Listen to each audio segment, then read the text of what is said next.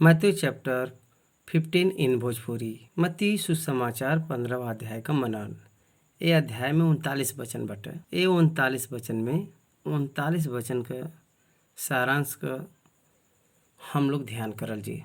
पहले वचन से 11 वचन तक का भाग जौन बा, यीशु मसीह के पास शास्त्री और फरीसी लोग आके उनका शिष्य न हाथ धोवत खाना खात बयान, ए प्रकार का आरोप लगेना उ सब ऊपर यीशु मसीह के देवल गल जवाब बाटे। ये 11 वचन में बाटे।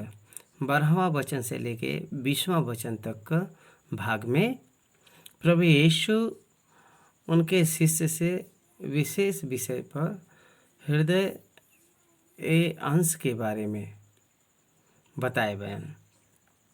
21वां वचन से लेके 28 वचन तक के भाग में जब प्रभु सूर और सौदा देश में गई ना, तो वहाँ पर एक कनानी स्त्री वो अपने बेटी बदे विनती करे बा और फिर प्रभु का जवाब बा और ओकर चंगा होई। और 29वां वचन से लेके 31 वचन तक गलील का झील के पास पहाड़ के पास बैठा रहना, तो बहुत सारा लोग उनके पास आईना और प्रभु उनके चंगा खैना।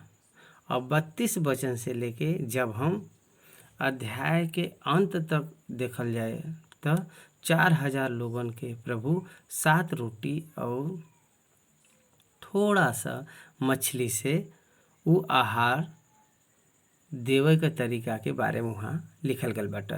ई 15वां अध्याय में लिखल गल ई पूरा सारांश बाटे। और पहला वचन से आखिरी वचन तक हम लोग मनन करल जी। पहला वचन से मनन करल जी। तब यरूशलेम से कुछ फरीसी और शास्त्री यीशु के पास है ना। इतिहास का मतलब समय, जगह और व्यक्ति, ये तीनों रह के चाहिए। समय, स्थान और व्यक्ति, ये तीनों रह से इतिहास सत्य होला। और ये इतिहास में हमके आधार का बाटे। ये देखे पर समय के बारे में बतावल गल बा, यरूशलेम के बारे में बतावल गल बा, स्थान के बारे में बतावल गल बा, शास्त्री व्यक्ति के बारे में बतावल गल बा। यही बदे ये इतिहास में घटल आधारपूर्ण एक घटना बाटे। उ घटना का बाटे शास्त्री और फरीसी। ये शास्त्री और फरीसी के हवा, ये देखे पर ये लोग यहूदी के एक भाग हैं। ये लोग व्यवस्था का कठोरता के साथ पालन करे वाला लोग हैं। ये यीशु के पास है ना और कहे लगना कि तहार चेला पूर्वज के परंपरा के काहे टालन नहीं मानन के बिना हाथ धोए रोटी खाना। देखो, बिना हाथ धोए रोटी खाए के बारे में एक विवाद बाटे। ई विवाद का बाटे, बिना हाथ धोए खाना न खाए के चाहिए। ई प्रभु को देवल गयल एक आज्ञा नहीं बाटे। ई पूर्वजन के द्वारा देवल गयल बतावल गल ये प्रकार के विशेष कार्य बाटे।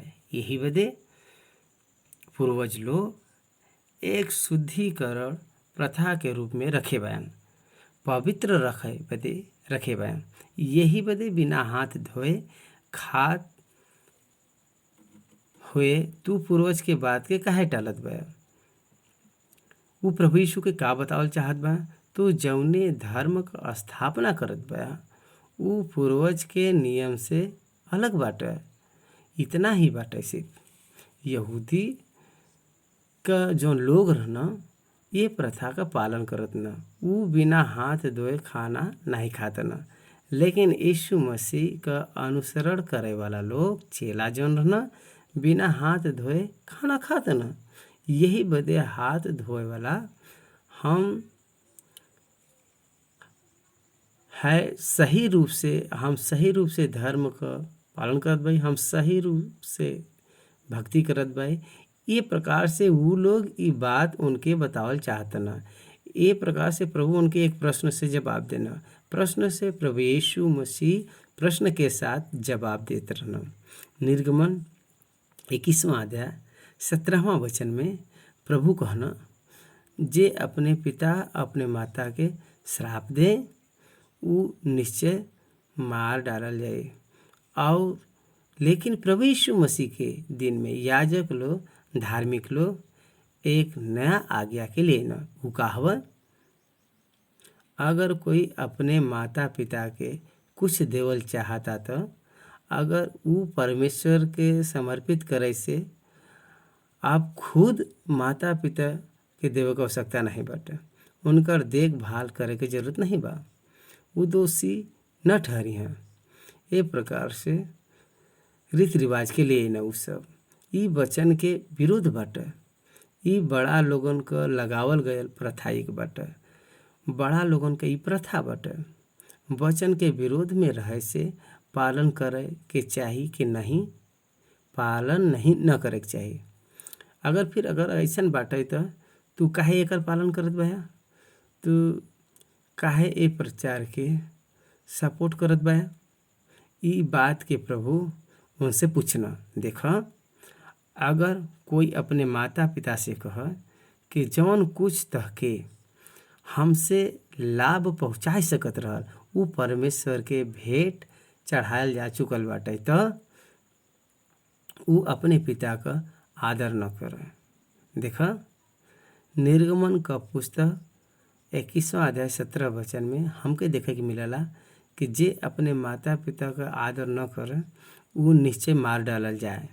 माता पिता का सम्मान करे का आवश्यकता नहीं बाटे, उनकी गौरव देवे का आवश्यकता नहीं बाटे, उनकर पालन करे का आवश्यकता नहीं बाटे। ई धन लियाए के द कहत जे बा वो धन के चुरावत बाटे। ई आज्ञा के विरोध में रहे वाला पूर्वज के प्रतिज्ञा बाटे। एके तू काहे करत बा, तू स्वयं डायरेक्ट वायलेशन ऑफ वर्ल्ड को ए प्रकार से ऐसन उ प्रश्न पूछत बा। तू पूर्वजन के प्रथा के पालन करत हुए परमेश्वर का आज्ञा का तिरस्कार करत बा। यशायाह का ग्रंथ 29वां अध्याय 13वां वचन में लिखल गयल बा। यशायाह तोहरे विषय में ई भविष्यवाणी करे बा कि ई लोग ओठ से तो हमार आदर करना, लेकिन उनकर मन हमसे दूर रहला और ई व्यर्थ हमार उपासना करना। काहे बदे के मनुष्य के विधि के धर्म उपदेश कई के सिखावना। ये प्रकार से ऐसा उन लोगों के बताइना, तू हमके अपने आँखें से तू देखत बा। जैसा यशायाह कहना के कि ओठ से तो वो आदर करना, लेकिन उनकर मन हमसे बहुत दूर रहला ऐसा लगत बाटे। मनुष्य का प्रथा का अनुसरण करके स्टाम्प लगाए के वैसे तू हमके देखत बा। यही वजह तू व्यर्थ आराधना करे वाला लोग है। देखा, प्रभु यीशु स्पष्ट रूप से कहता, यीशु कबा तब का शास्त्री और फरीसी लोगन के बहुत क्रोध दिलावत रहल। आज भी बहुत सारा लोगन के बाइबिल के सच्चाई पर बताओगे बहुत क्रोध आवाला। यही बदे वो के सहाय से परे प्रचार के रूप में लेना। वो सब काहे बदे के उनके धर्म के विश्वास के कोई भी काहे न हो। Even in the religion of Christianity also it is somebody condemns, कोई भी उनका विमर्श करे पर धर्म के अधिकारी के गुस्सा आवाला। यही बदे धर्मी के अधिकारी के गुस्सा आवाला।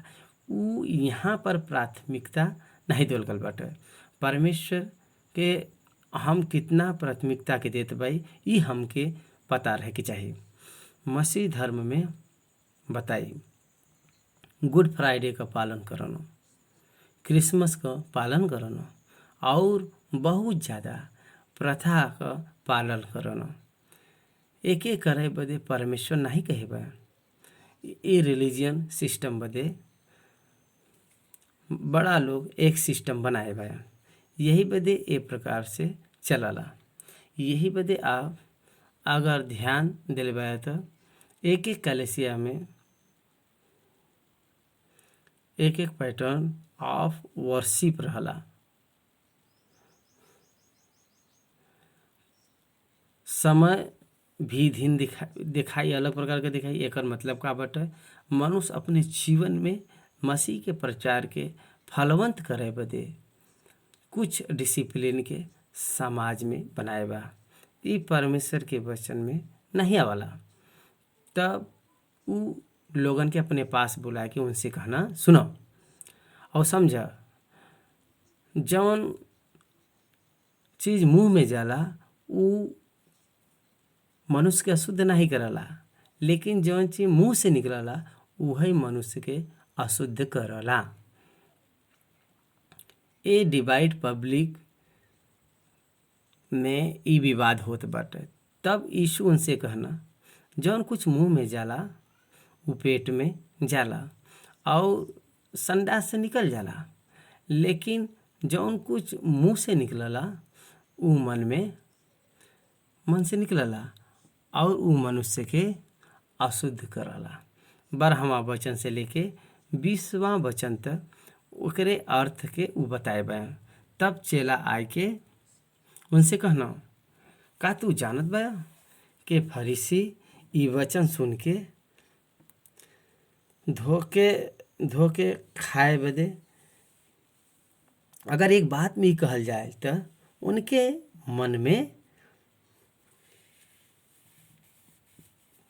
मन में का बाटे तू जानत बा का मन के बारे में वो मनुष्य और परमेश्वर के अलावा कोई भी नहीं जान सकला। मन वो व्यक्ति के ही एक हस्ताक्षर कह सकला। एक मन परमेश्वर के ही पता चल सकला।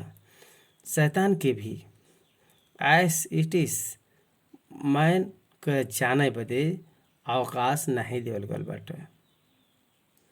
Anticipation is different from knowing everything.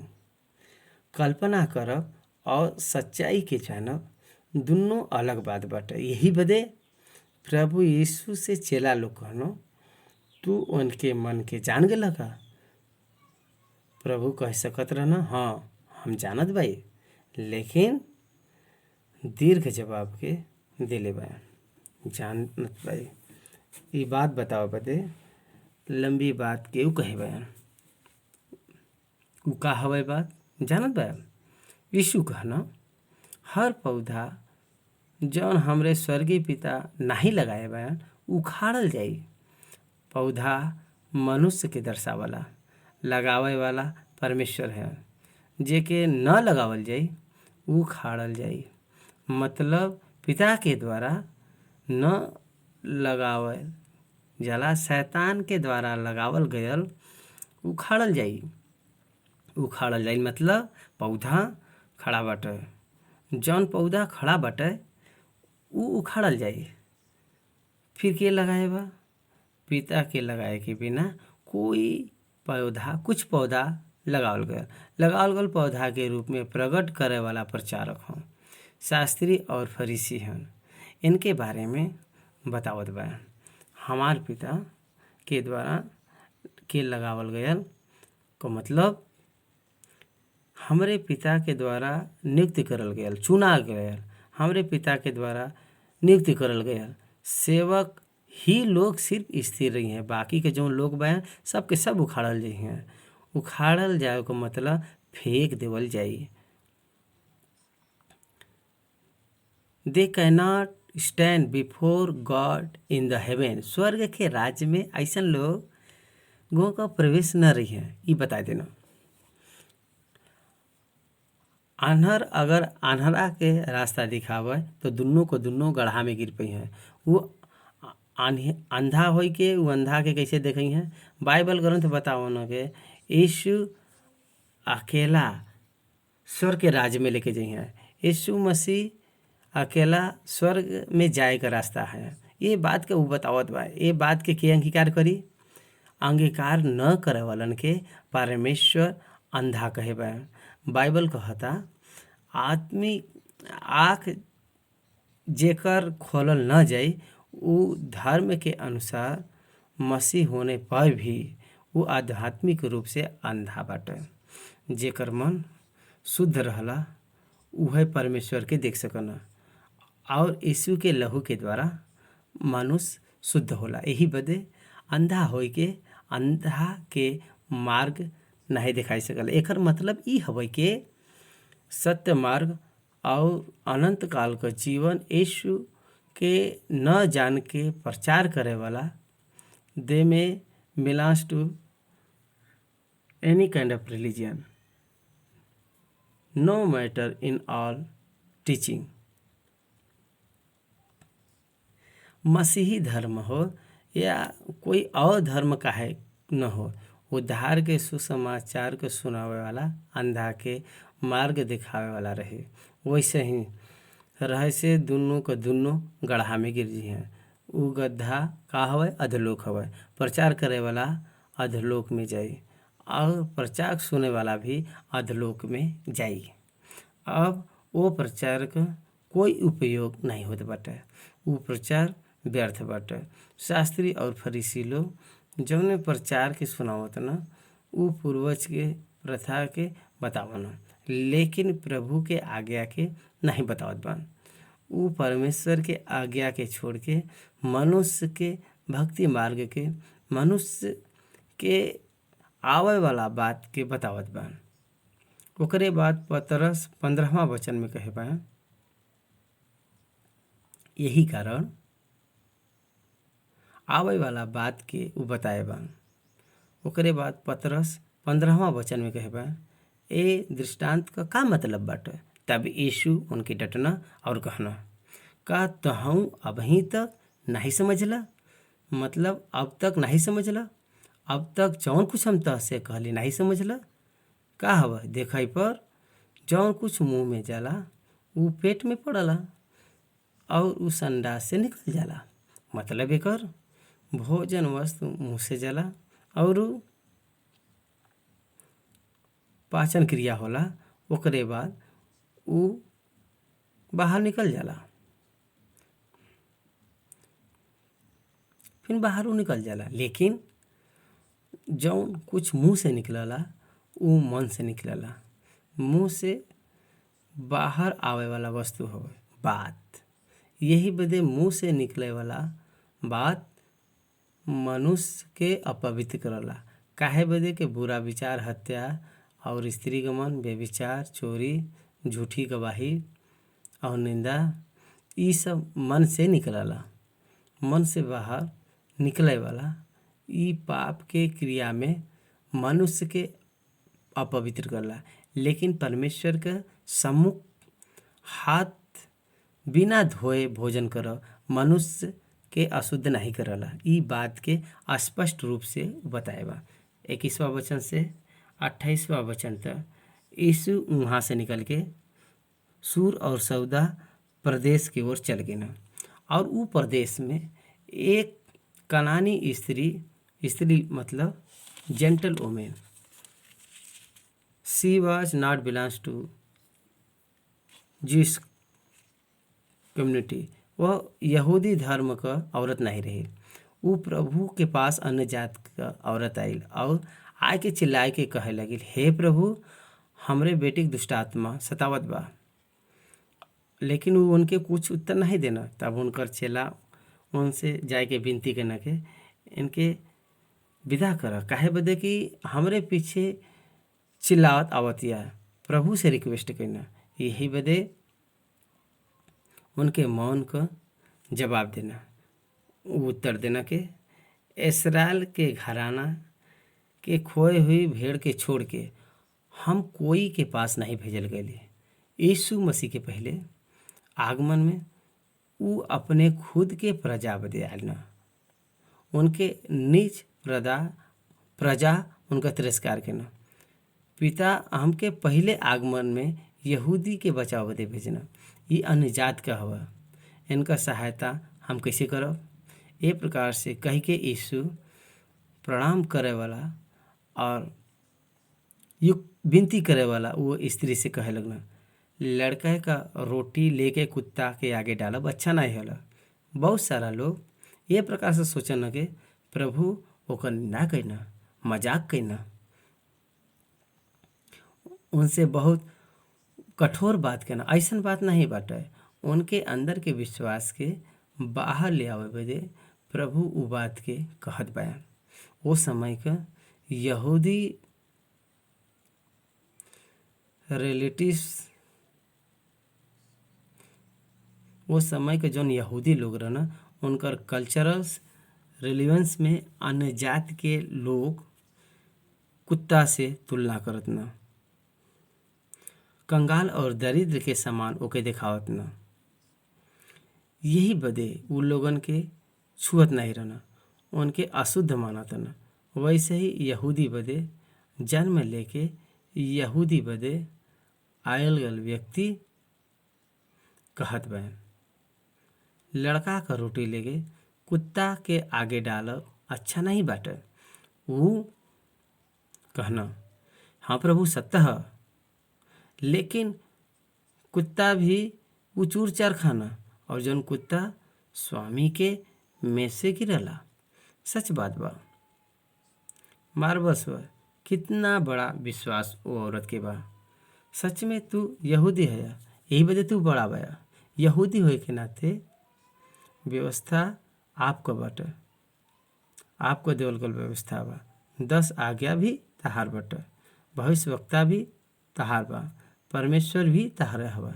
लेकिन हम कुत्ता के समान होए पर भी मेज पर गिरल गयल खाए का अनुमति हमके द। उनकर विश्वास का बाटे, ओके किसी भी प्रकार से वो रोटी के खाए के बा। रोटी वचन के दर्शावता। उ कहत बा कि तहके वचन देवे बदे हम नाही आल बाई। ये वचन के अधीन होए बदे हर व्यक्ति के पास अधिकार बटा। ई बात के उ बतावत बा। यही बदे वचन यहूदी के देवे बदे यीशु आल बा। त उ वचन पर विश्वास रखे बदे हम तैयार बाई। उनके बात के द्वारा उ कहत बा। ए पर यीशु उनके उत्तर देना, हे स्त्री, तेरा विश्वास बड़ा बाटे, जैसा तू चाहत बाऊ वैसे ही तुम्हारे साथ होई। यहाँ का बतावल चाहत बा? विश्वास के बारे में बतावल चाहत बा। विश्वास के बारे में बतावल चाहता। परमेश्वर यीशु मसीह यहूदी बदे, यहूदी लोग विश्वास कई के बचावे बदे परमेश्वर यीशु को भेजना, लेकिन यहूदी लोग उनका तिरस्कार करना। यही बदे अब स्वर्ग में जाए बदे अद्भुत अवसर परमेश्वर अन्य जात के लोगन के देना। रोमियो का पत्री 11वां अध्याय में एकर पूरी जानकारी बाटे, आप पढ़ सकला। और ओकर बेटी वही समय चंगा हो जाए। 29 वचन से लेके 31 वचन तक वो गलील के झील के पास है ना, सूर और सौदा से निकल के गलील में है ना, गलील में यीशु के यहाँ आलबान ई बात जान के भीड़ उनके पास आया, और उनके पास लंगड़ा, गूंगा, अंधा और बहुत लोगन के उनके पास आईना, और उनके पाँव पर ले आए के रख देना। पाँव पर डाले के मतलब वो अपने विश्वास के दर्शेना। ई तहार जिम्मेदारी बाटे। वो सब सलेंडर भइना, डिपेंड होना प्रभु यीशु मसीह पर, और वो उनके चंगा करना। जब लोग देखना के गूंगा चंगा होत बान, और लंगड़ा चलत बान, और अंधा देखत बान, तो अचंभा कई के इस्राएल के परमेश्वर का बड़ाई करना। परमेश्वर के काम के बारे में सुने और देखे बदे वो संकोच कर तो वो विश्वास नहीं है। परमेश्वर का महिमा देवे से वो विश्वासी हुई। They are in the right track, वो सब सही मार्ग पर बयान। ई उकर प्रमाण बाटे। यही बदे हम ये बात के हम सोचब तो आज हम बहुत सारा चंगा करे वाला लोग बयान प्रभु के नाम पर प्रचार करे वाला बयान, वो अपने बड़ाई के पावे वाला है। तो कभी भी परमेश्वर का संतान वो सब न बन पाई हैं। परमेश्वर का महिमा मिले से ही राइट ट्रैक में गैले से ही हुई। 32वां वचन, यीशु अपने चेला के बुलाए के कहना, हमके भीड़ के देख के तरस आवता काहे बदे कि 3 दिन से हमरे साथ बयान। ये अध्याय के अंत तक ये बात के जानकारी देवल गल बाटे। हमके ए भीड़ पर तरस आवत बा काहे बदे के उ 3 दिन से हमरे साथ बा और उनके पास खाए के कुछ नहीं बा।